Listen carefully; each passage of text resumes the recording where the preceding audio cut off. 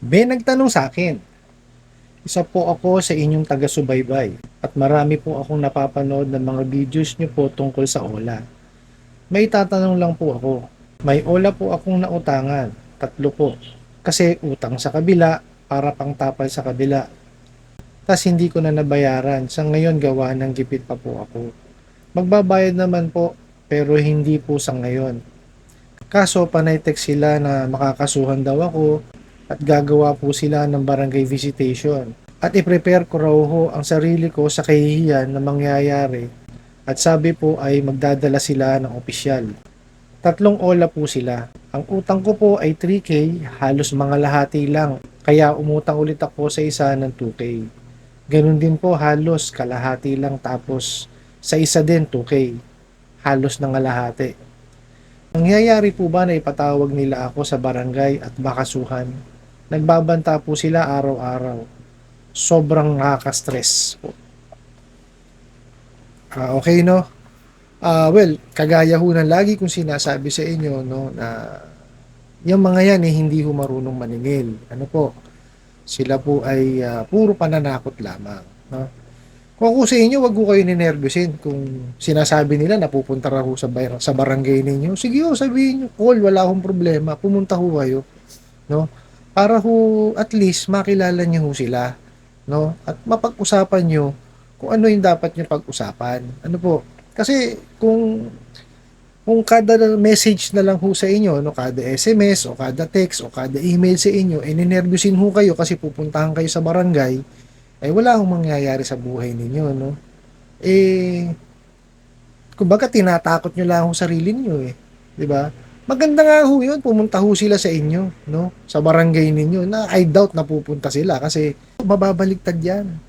Dahil nga ho sila yung nanghaharas, hindi ho sila haharap sa inyo. Ano po?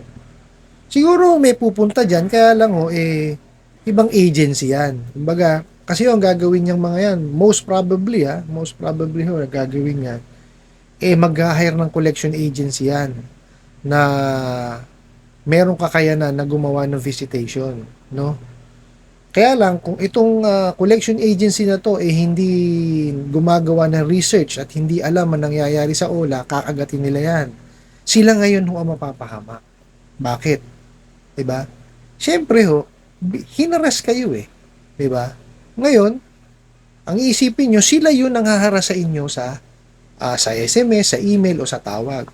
Yung pupunta dyan sa barangay ninyo o pupunta sa bahay nyo, kung ano man yung sinasabi nila na ganyan. Ano, hindi ko nila magagawa yan. Kasi yung mababaliktad. Actually, kagaya yung sinasabi ko kanina, labanan nyo na sige punta kayo rito sa barangay, no?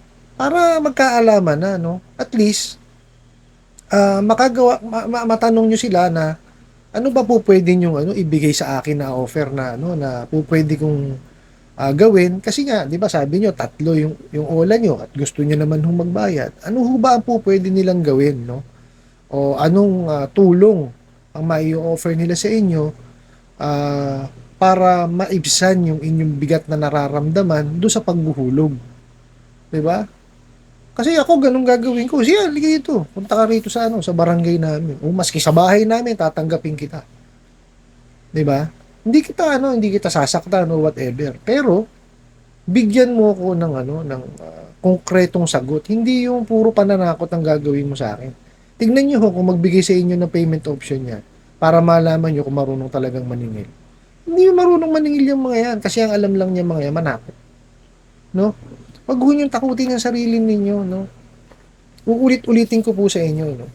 Yan hong mga ola na yan, wala hong ibang ginagawa yan kundi manakot lamang. Ano po? Kayo naman, tinatakot niyo yung sarili ninyo, no? Kasi malamang iniisip niyo baka mapahiya kayo sa barangay.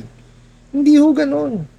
Wag ho kayong matakot sa barangay kasi ho ang mga taga-barangay ho ay tutulong yan, no, sa inyo. Actually, kayo pa tutulungan yan dahil minaltrato kayo ng mga hinayupak na ola na yan eh.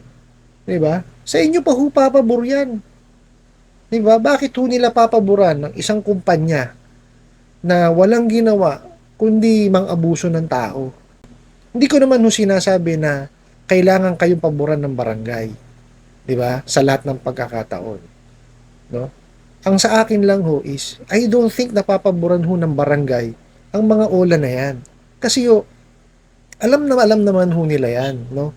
Na yung mga damuho na ola na yan, nanghaharas. Ano ho, nanghihiya, di ba? Nang mamaltrato ng tao, inaapakan ng inyong pagkatao, nagbabanta. Di po ba? Maski man ho siguro ko opisyal ng barangay, baka hindi ko na ho pakawalan yan. Tatawag na ho ako ng pulis, pakukulong ko na yan. Totoo yun. Kung ako ho, opisyal ng barangay at pumunta sa akin yan, kumbaga, iaangal pa kayo na hindi kayo nagbabayad at nalaman ko na online lending apps yung mga damuho na yan. Bakit po tawag akong pulis, pakukulong ko yan.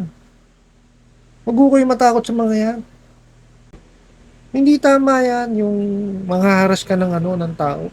Kami ho, tingnan nyo, kaming mga tradisyonal na kolektor. Ano ang ginagawa namin? Di ba? Pag hindi yung nakabayad, pupuntahan mo namin sa bahay. Kakausapin namin maayos. Ano ba nangyari? Baka ho pwede kami makatulong.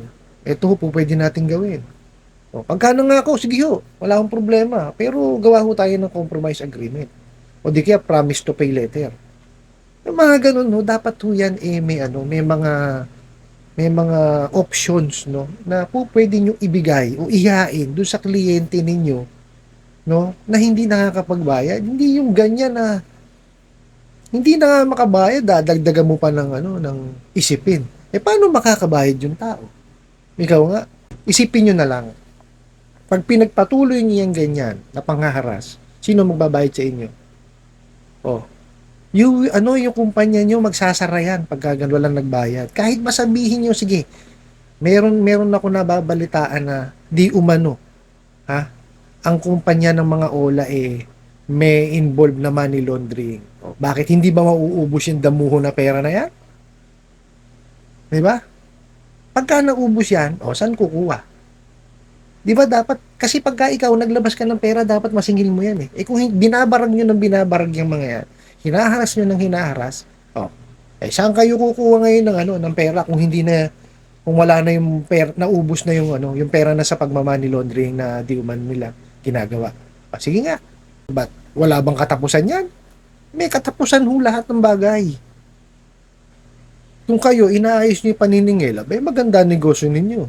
O di ulitin ko po, sasagutin ko ito ulit, no?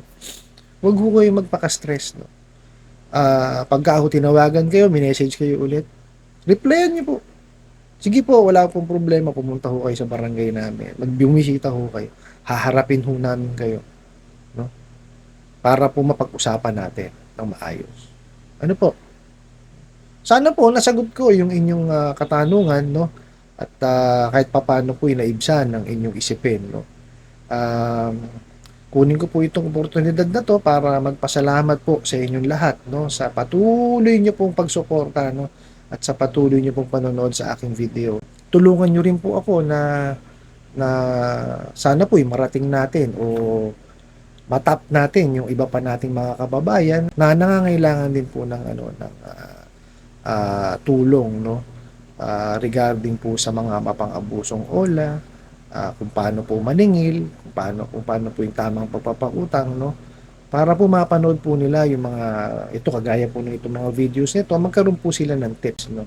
At mangyayari lang po 'yan pagka po kayo ay nag-like, nag-share, nag-comment, ano po. At paki-subscribe na rin po at i-follow na rin po ang aking mga social media account po, no? Sa YouTube, Facebook, at sa TikTok.